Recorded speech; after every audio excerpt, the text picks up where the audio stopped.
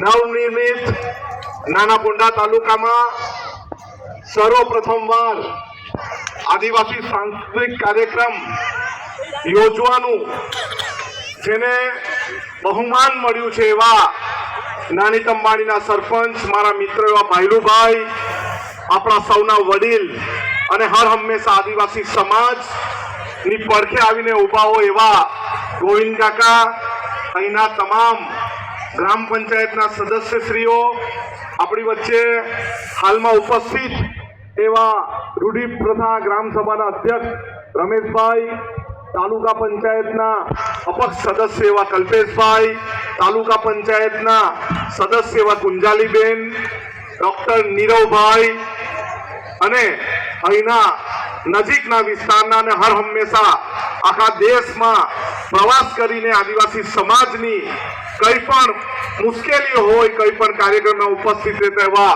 પ્રભુભાઈ ટોકિયાજી, આજે ખૂબ સમય થઈ ગયો છે, પરંતુ જે આખી આપણી આદિવાસી સમાજની ટીમે જે રીતે દરેક વિસ્તારમાં, દરેક તાલુકામાં 1 વર્ષમાં 8-10 કાર્યક્રમો થવા જોઈએ એવું અમે સૌએ સાથે મળીને નક્કી કર્યું છે. દરેક જગ્યાએ આપણે આદિવાસી સમાજની જનજાગૃતિ, આદિવાસી સમાજ શું છે, આદિવાસી સમાજની ઓળખ શું છે, આદિવાસી સમાજના પ્રશ્નો શું છે, આદિવાસી સમાજના આંદોલનકારીઓ શું છે, આપણને બાબા સાહેબ આંબેડકરે સંવિધાનમાં કયા કયા હકો આપ્યા છે, આપણે કઈ જગ્યાએ કઈ દિશામાં શેના માટે શું કરવા માટે લડવું જોઈએ, આંદોલન કરવું જોઈએ, એના માટે જનજાગૃતિના કાર્યક્રમોનું બીડું આપણા આગેવાનો દ્વારા ઝડપવામાં આવ્યું છે. આપણો સમાજ અત્યારે કઈ દિશામાં જઈ રહ્યો છે, આપણો સમાજ, આપણો ભારત અત્યારે કયા વિસ્તારમાં કયા કાર્યો કરવા ગતિમાન થાય છે. આપણો યુવાન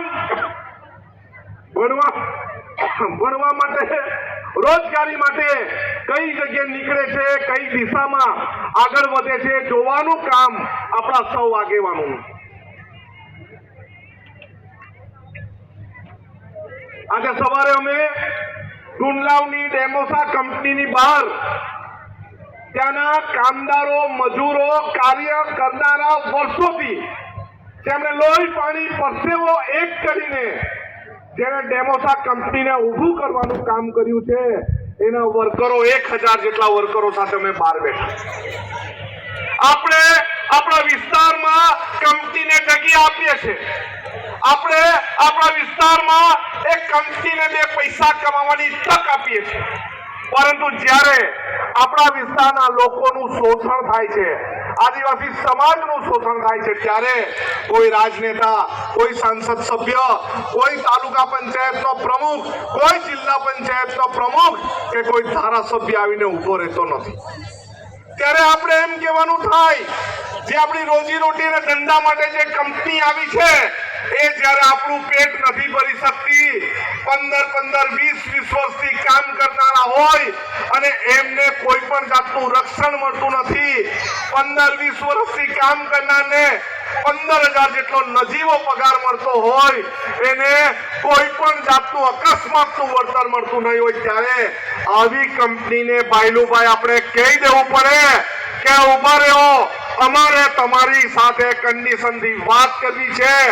એવા સમયે આપણી પાસે રમેશભાઈ કીધું તેવું રૂઢિ પરંપરા જે ગ્રામ સભા છે એ ગ્રામ સભા કરીને પેસા એક્ટ 1996, પેસા એક્ટ 2017 મુજબની ગ્રામ સભા કરીને એને કેટલીક શરતો મુજબ જ એમને ત્યાં જગ્યા આપીને બાંધકામ કરવાની મંજૂરી આપણે આપવી જોઈએ.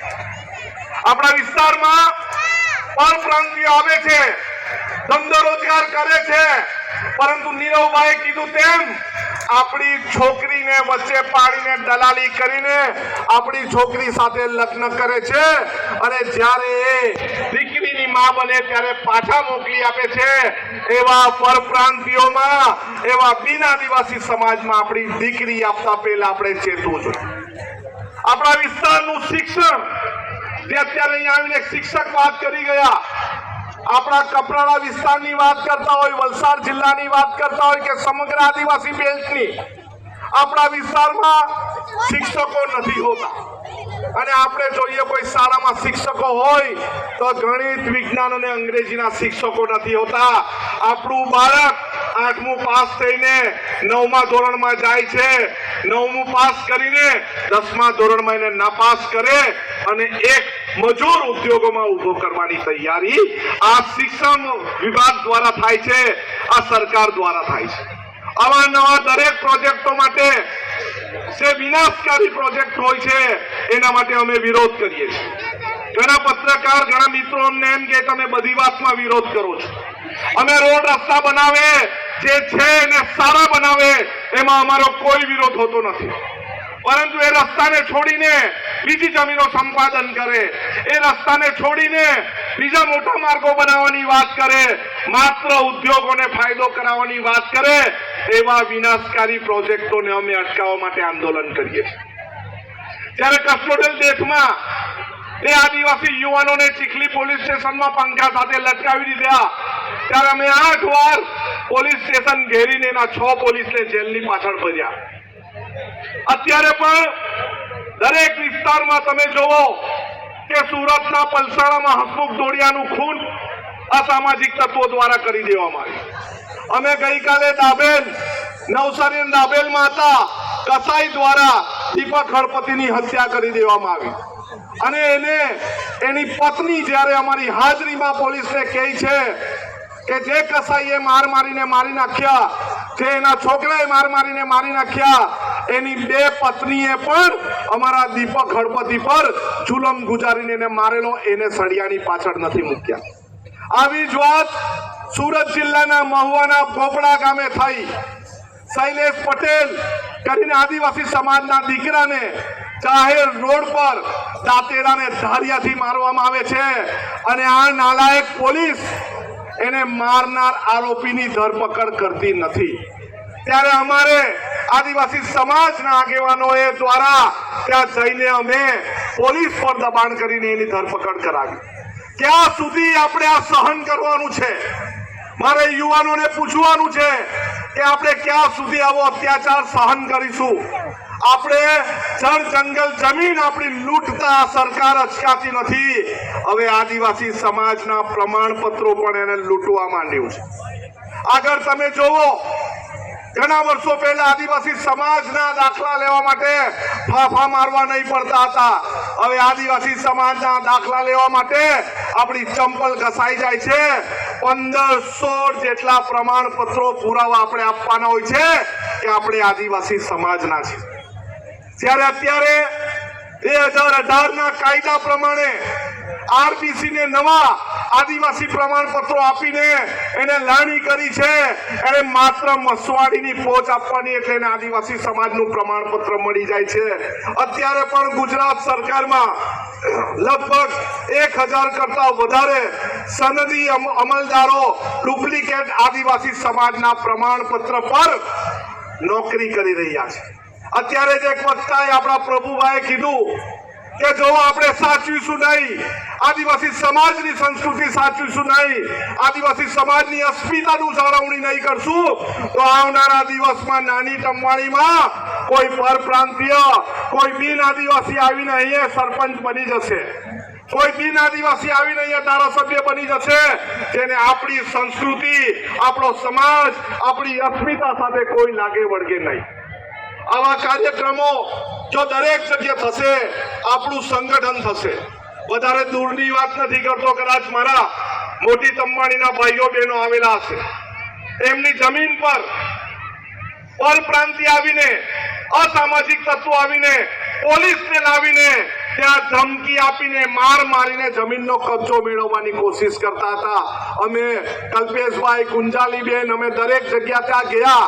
લગભગ 400 થી 450 થાંભલાઓ એ બહેનોએ કાઢી નાખ્યા. બીજા દિવસે પોલીસે એમને બોલાવ્યા, પરંતુ મેં કીધું તું બેન, તમે નારી શક્તિ બનાવો, દરેક જણ જઈને પોલીસ સ્ટેશનની બહાર બેસો. આજે બધા જ આદિવાસી પરિવાર આ શાંતિથી ખેતી કરી રહ્યા છે. આપણી જમીન સૌથી મહામૂલી છે. આપણા પૈસા જે હતા એનું ડિજિટાઇઝેશન કરીને એમને અમુક વેપારીઓ ધંધાદારીઓ પાસે પહોંચી ગયા, ધનવાનો પાસે પહોંચી ગયા.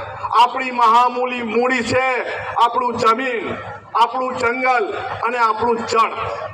અત્યાર સુધી આપણે શાંતિથી બેઠા છે, પરંતુ હું તો કહેવા માંગુ છું હવે શાંતિથી બેસવાનો સમય નથી. આપણે તીર કાંઠાને કિલોલ લેવાની જરૂર છે. તેવું પાડલિયામાં થયું તેવી રીતે કોઈ જો જંગલનો અધિકારી આપણા વિસ્તારમાં જબરજસ્તી કરે તો આપણે પાડલિયાવાલી કરીને એ લોકોના માથા ફોડતા ગભરાવાની જરૂર નથી. પરંતુ આપણે જો એક રહેશું, આપણી તાકાતથી એક રહેશું તો જ આપણે આપણા લોકોને બચાવી શકીશું. નહીં તો બહારથી આવેલા લોકો કહેશે પ્રભુભાઈ તમે તો વારલી સમાજના, કલ્પેશભાઈ તમે તો દોડિયા સમાજના, આનંદભાઈ તમે તો કુકડા સમાજના, કુંજાલીબેન તમે તો વારલી સમાજના. આપણને બધાને જ અલગ અલગ રીતે ભાગલા પાડીને અને આપણા લોકોને ભાગલા પાડીને આપણા એકબીજાના દુશ્મન બનાવશે. પરંતુ આપણી સંસ્કૃતિ તમે જોવો, અહીંયા ડાંગી નૃત્ય જોવો, એમની મ્યુઝિક જોવો, એના પછી આવેલા આપણા તમામ નૃત્યો જોવો, બધા જ આપણે સંસ્કૃતિથી જોડાયેલા છે. આપણી એક આગવી ઓળખ છે, આપણી આગવી બોલી છે, આપણી આગવી વાનગી છે, આપણો પહેરવેશ એક અલગ છે, આપણા વાજિંત્રો અલગ છે, આપણા દેવ દેવીઓ અલગ છે. આપણે અલગ સંસ્કૃતિના, અલગ ટ્રાઇબના એક જ સમાજ છે, એ છે આદિવાસી સમાજ. આપણા જેવી સંસ્કૃતિ આખી દુનિયામાં કોઈની પાસે નથી, માત્ર ને માત્ર આદિવાસી સમાજ પાસે છે. સમય પણ ઘણો થયો છે, પરંતુ હું ફરી પાછો ભાઈલુભાઈની ટીમ, તમામ આગેવાનોને આભાર અને અભિનંદન આપું છું. આ જ રીતના કાર્યક્રમ દર વર્ષે કરો અને આપણને સફળતા મળશે. સૌનો ખૂબ આભાર. જય આદિવાસી, જય જોહાર. આભાર માનતા આનંદ અને ખુશી વ્યક્ત કરીએ છીએ.